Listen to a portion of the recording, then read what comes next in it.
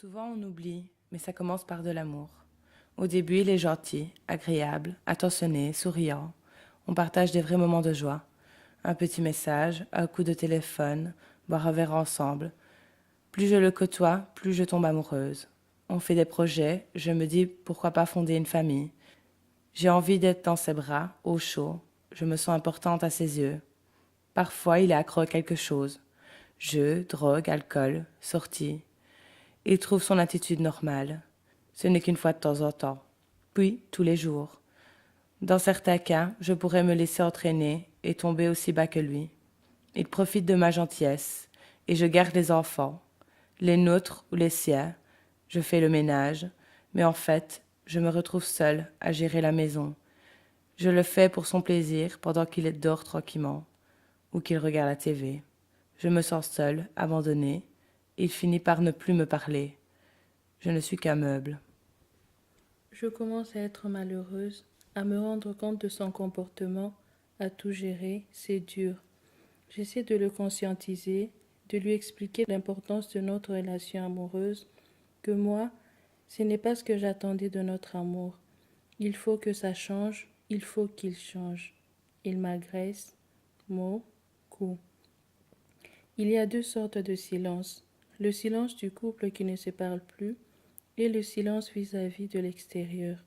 Je me tais parce que j'ai peur des représailles, que les gens pensent que j'exagère. J'ai peur qu'il recommence. Il va recommencer parce qu'il dit que le problème, il vient de moi. Il ne me respecte pas. Ça ne fait qu'empirer. Je me dis que ça va aller, qu'il peut changer, que la situation peut changer. J'espère patiemment qu'un jour, il comprenne et voit ce qu'il me fait endurer. Je pars, mais je ne me le permets pas. Il ne me le permet pas. Je me sens humiliée, il me rabaisse, il me ment. J'ai envie de partir, mais je ne m'en sens pas capable. Je crois en un meilleur avenir. Je m'en vais. Je me demande si ce n'est pas moi la fautive, mais aussi où est-ce que je vais. Est-ce qu'un centre peut m'accueillir? Qu'est-ce qu'il va se passer une fois que je serai partie?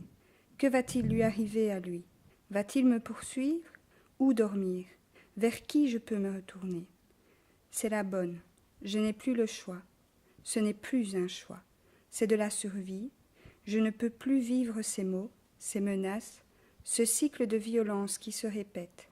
Je m'en suis rendu compte à force que c'était cyclique. Je commence à voir.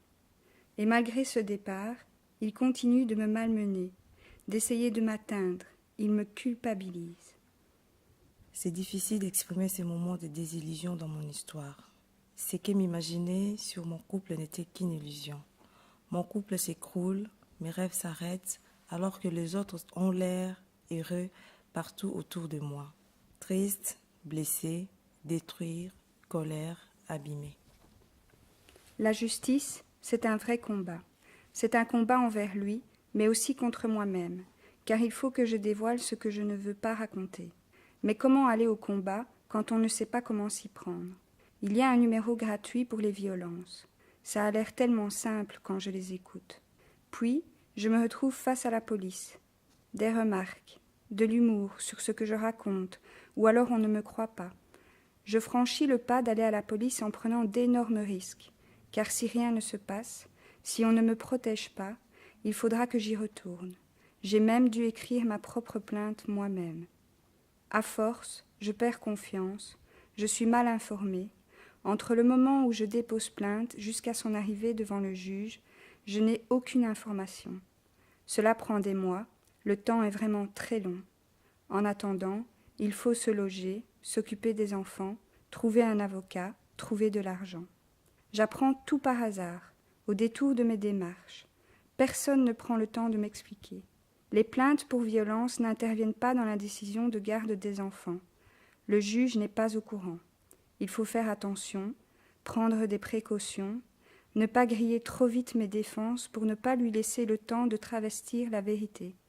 La justice est censée soutenir les victimes, mais je ne vais pas forcément obtenir gain de cause. Je me sens perdue et découragée du combat que je mène pour me protéger ainsi que mes enfants. Et si je ne raconte pas ma version des faits, je prends le risque de ne pas obtenir gain de cause.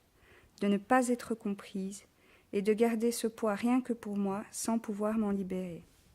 C'est clair, je dois me suicider, mais j'ai une prise de conscience. Et mes enfants, je ne vais pas les laisser, je veux les protéger, qu'on les emmène, qu'on les protège eux, si moi on ne me protège pas. Je vis avec quelqu'un qui m'isole complètement de mon milieu social. Si je pars, je suis à la rue, je vais perdre mes enfants, je n'ai aucune information de ce que je peux faire. Qu'il y a des centres, rien. Malgré tout, je me dis que la rue me semble moins dangereuse. Même si on me juge, je suis mieux. Les images qui sont gravées dans mon esprit, les traces de coups, les cicatrices sont des souvenirs très importants. Je ne vais pas oublier. Ça finira un jour, peut-être, par être derrière moi. Un jour, je ne vivrai plus ça. Désormais, je me pose des questions pour moi. Je survis à ce qu'il m'a fait subir. Je suis forte. Au tribunal et dans nos échanges, il n'arrête pas de se contredire. Son discours ne tient pas. Je suis dans le noir et puis je découvre la maison d'accueil Les Tournesols. Je ne savais pas que ça existait ce genre de maison. Il n'y en a pas beaucoup. De nous voir maintenant, toutes à la maison d'accueil, ça m'attriste. Quand est-ce qu'on va régler le problème? Parce qu'il y en a un vrai problème. Les ateliers, les formations, ça m'aide. Je me sens protégée ici. En arrivant à la maison d'accueil, j'ai pensé être seule au monde. Et en fait, on reconnaît chez les autres résidentes des histoires communes. Son homme lui a fait vivre la même chose qu'à moi. Mon conjoint, il a un problème, c'est pas moi. Ça me déculpabilise. C'est très thérapeutique d'avoir les autres qui comprennent ce que j'ai vécu. Finalement, ça existe partout dans le monde. Les ateliers qu'on peut avoir avec les intervenants extérieurs, c'est très important. Ça me rassure. Il y a des gens qui nous croient quelque part et qui y travaillent. Ça nous relie à l'extérieur, aux autres et ça nous soutient. En fait, argent et logement, c'est un énorme problème. Je suis partie avec quelques vêtements. Je n'ai rien. Je dois payer mon loyer à la maison d'accueil. Je n'ai pas de ressources. Je dois faire des démarches pour avoir du soutien financier. Puis, je ne vais pas rester pour toujours à la maison d'accueil. Il faut que je me trouve un logement. Sans ressources, c'est impossible. C'est si lent les démarches, très administratives. Mais je suis partie sans rien, même pas mes papiers. Carte d'identité, permis de séjour, acte de naissance des enfants, acte de mariage, avertissement extrait de rôle. Je trouve un logement. Quelle joie! Très vite, le stress. Comment faire pour qu'il ne sache pas où je suis? Comment rester à l'abri? Dans la nouvelle maison, il n'y a pas de lit, pas de meubles, pas de cuisine équipée. Heureusement, le CPS m'aide à payer ma caution, mais ça ne règle pas tout le reste. Je passe 9 mois à la maison d'accueil. C'est une vraie course. Et puis, signer ce nouvel bail, c'est mon chez moi, ma nouvelle vie. Je reconstruis quelque chose. Je voudrais me dire et vous dire plus jamais. Mais dire ça, c'est tellement dur, c'est tellement loin, c'est pas si simple.